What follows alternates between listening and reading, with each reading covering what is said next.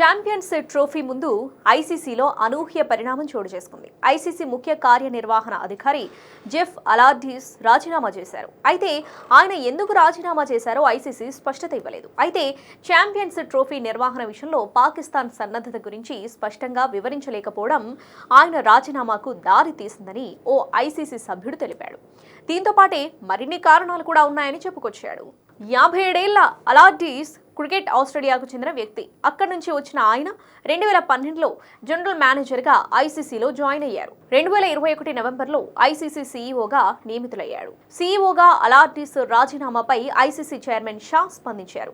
Allardice అంకిత భావంతో పనిచేశారని పేర్కొన్నారు. భవిష్యత్తులో ఆయన మరింత ముందుకు సాగాలని ఆకాంక్షించారు. కాగా 2025 ఫిబ్రవరి 19 నుంచి ఐసీసీ ఛాంపియన్స్ ట్రోఫీ ప్రారంభం కానుంది.